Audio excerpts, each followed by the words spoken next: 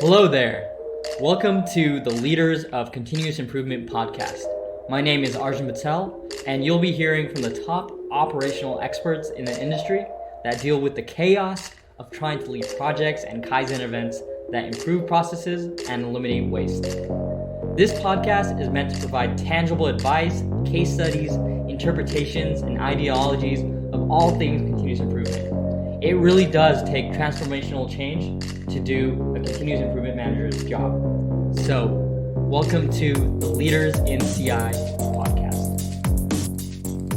On today's episode, we have special guest Vitaly Sokolovsky, who is the Director of Continuous Improvement at Walmart. Vitaly will be covering how he thinks and applies CI strategies in his workforce. Hooray. First up, thank you for having me on the program. I really appreciate it. How I got into continuous improvement, after college, so I went to Chico State, graduated in late 2000s, and then I got my first job working for a company in the distribution center, just being the logistics supply chain manager. I did that for about 6 years, and then I got a great opportunity to start learning about continuous improvement. And as I started doing that, I started using it to my advantage when I was an area manager running my operation, and I've seen the benefits out of the system. So a couple of years later, I got promoted to being a senior manager for half of the distribution centers rolling out continuous improvements. And then about 2 years later, I changed jobs and I joined Walmart, and I'm a continuous improvement director for Walmart. I want to put myself in stressful situations, and that's the only way I get better. That's why I like to put myself in those situations probably every couple of years, where I look, where is my career going? What should be the next strategic steps for me to advance, and what skill sets do I need to develop? So I place myself in those situations.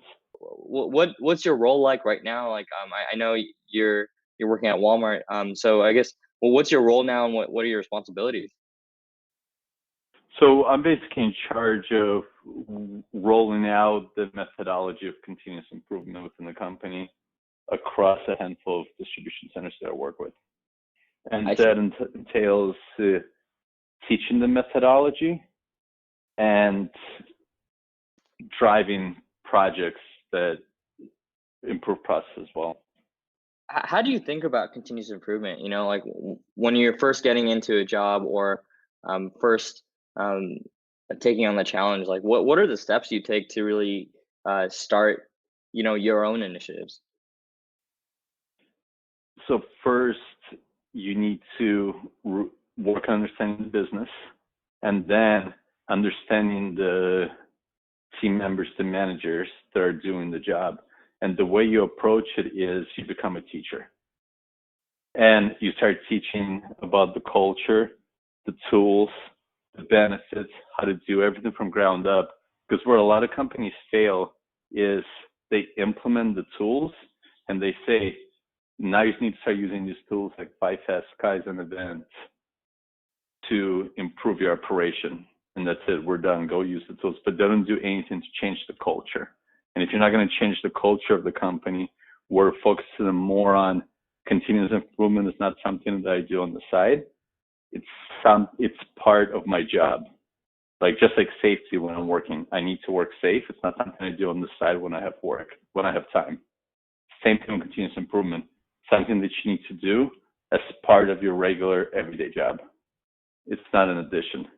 So you teach the culture, because without that, nothing happens. It's not going to be sustainable. Especially once you leave. What Vitaly is saying is the best way to implement CI is to first become a teacher, and not just implement the tools such as like Kaizen or 5S, but to change the culture and empower your employees to make it a part of their job, not just a sidestep of their job. So I asked the question, is continuous improvement driven top down or bottoms up? And this is what he had to say.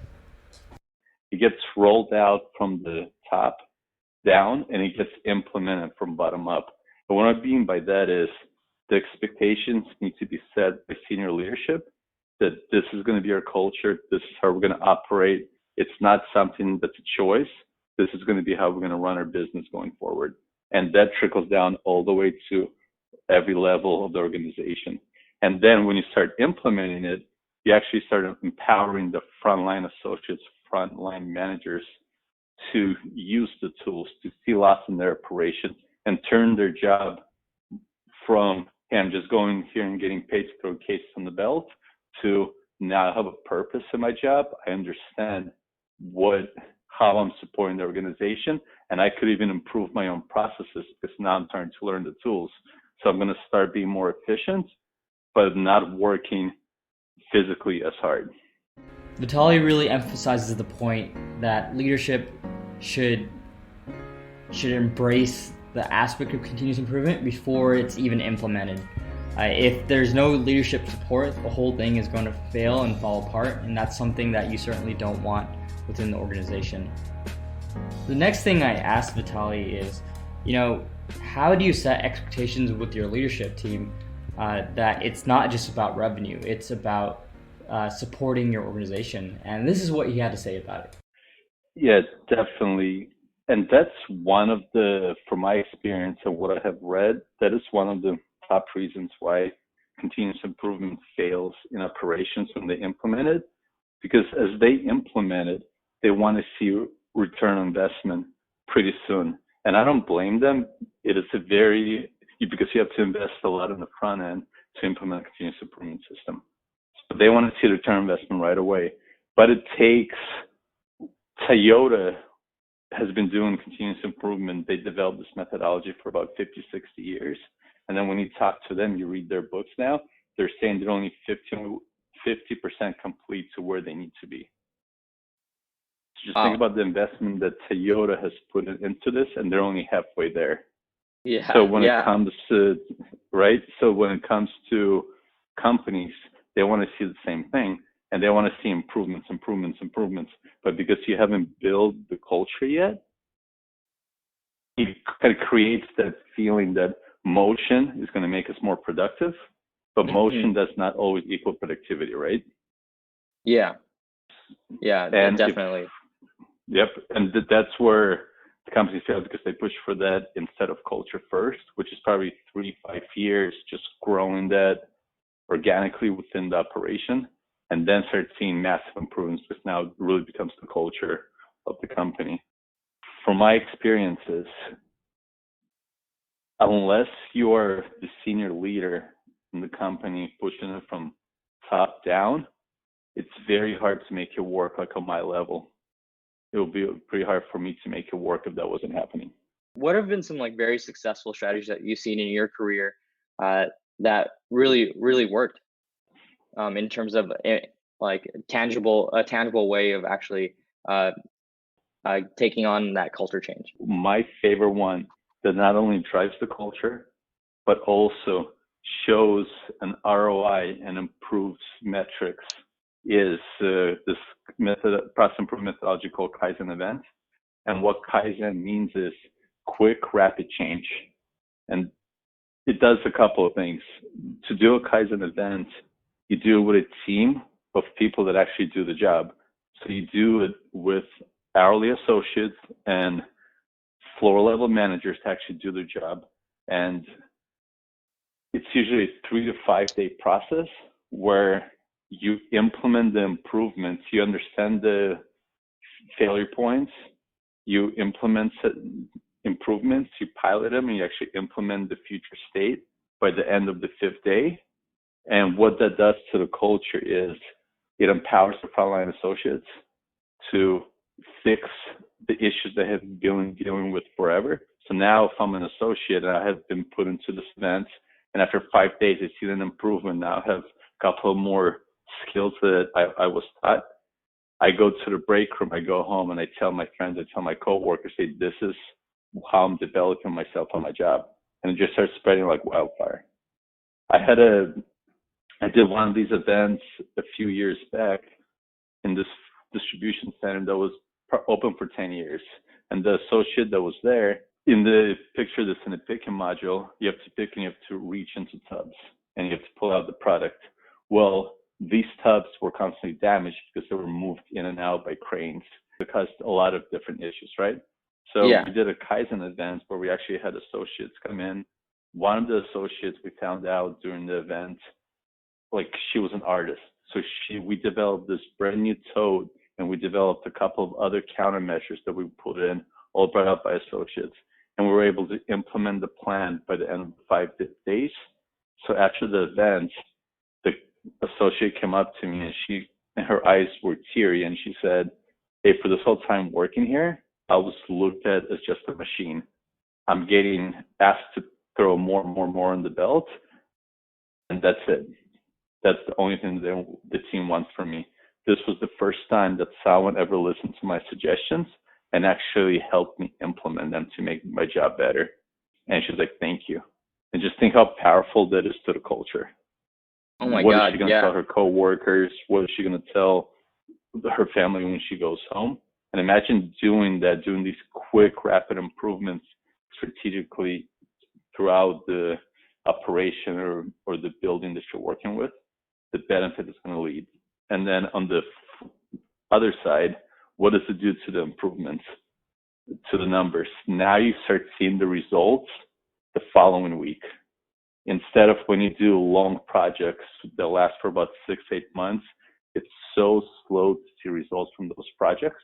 It's very hard to build up the culture doing it that way. Yeah, I'd imagine like giving that is actually very powerful.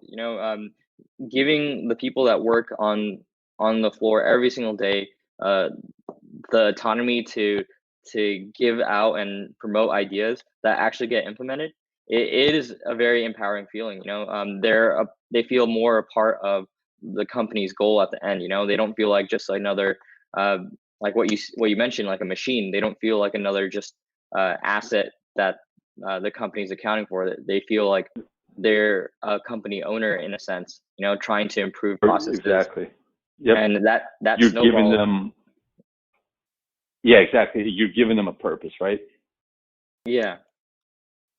Wow. Okay. Wow. That's a great, that's like a great, I guess, call out is giving, like making sure management is aligned with what their expectations are of continuous improvement, and then you giving them feedback saying like, like the best way to apply continuous improvement is giving the frontline workers the autonomy to improve their own processes or improve processes as a whole and take their ideas and formulate it into execution. So that's an amazing strategy and like anecdote that you just described. Where have you seen strategies fail besides just like management buy-in? Like, have you seen where continuous improvement hasn't really worked out? If I've seen it fail when it doesn't get support from the top. That's that's where I've seen that fail. Besides that, there's definitely different ways that you could make it gel a lot faster. Like where you do, and I go back to the Kaizen methodology, like my favorite saying is, don't let best be the enemy of better. And what that means is you don't want to start when you roll out the system in a building or at your work, trying to do these big improvements and telling everyone, hey, we're going to save so much, we're going to improve this process, we're going to improve this process by so much more. The key is doing little quick improvements that are flashes that show bright spots, that show, hey, look, we improved this in 2 days, we improved this in 4 days, we improved this in a week. And then people start seeing what this could do for them. And then they start buying in. And the more little improvements you do, it just starts spreading. Because if you think about it, if you just save 1 second per packing a box in a distribution center per associate where they pack 2,000, 3,000 boxes a day times 1,000 people, think about it, just making the little improvements just saves the company money just because how many times that process happens over and over and over again in a day. It seems like the number one reason why things end up failing is because there's no management buy-in.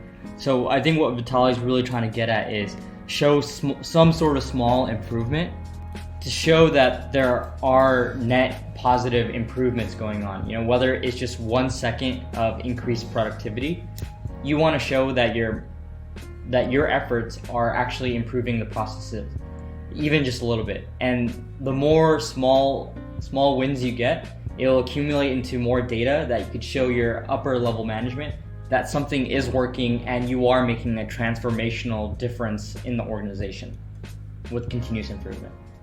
Do you see any changes in the way people approach continuous improvement after COVID-19? Do you think COVID-19 has any sort of impact on how people approach continuous improvement, or is it more of just a doubling down of it? I think it's, and are you asking more about post or in the current state of our epidemic? I guess we could start with the current state and then we could talk about post afterwards. I mean, I think in the current state, you just have to make sure you're keeping social distancing.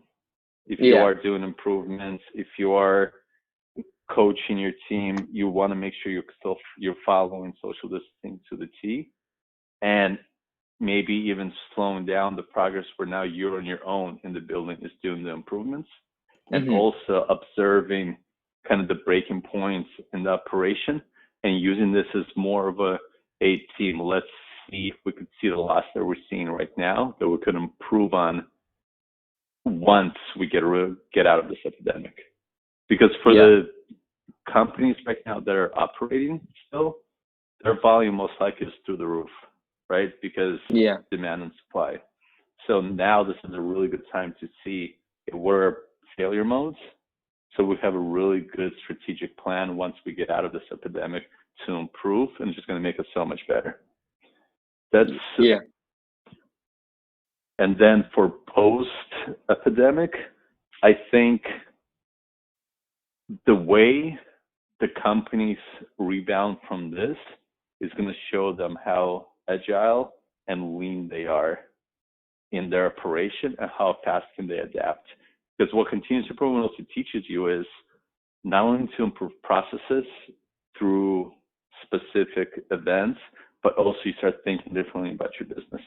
And if you're thinking always, hey, kind of how can I improve this process? I'm ready for change. Change adds me value. Then you're going to use this opportunity to even improve your business even more.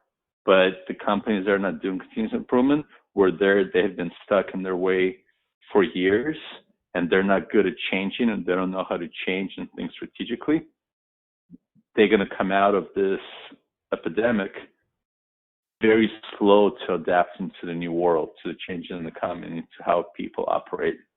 And that's really going to hurt their bottom line. Yeah, I completely agree with that sentiment. Like what you described earlier, Kaizen events and continuous improvement is about rapid iteration and how fast you can adapt. And this will be a litmus test of, what organizations really do adopt lean methodologies, not just like fake lean, but like real lean methodologies to be able to adapt to different changes and different external outcomes or internal outcomes to save money or increase efficiency, essentially, while adapting to the changes that are happening in the world. Exactly. It seems the overarching theme of this discussion has been driving culture change to really have successful continuous improvement and lean implementations. It's usually driven by top management and implemented by the frontline workers. And the way to actually get management buy-in is to get as many small wins as you can to show data that you are improving the processes. I really hope you enjoyed this podcast episode with Vitaly. He was a wonderful guest with amazing insights from his initiatives that he's done in his past roles and at Walmart. On next week's episode, we're going to have a really great discussion about different cultures and how they implement lean with Paul Akers. See you then.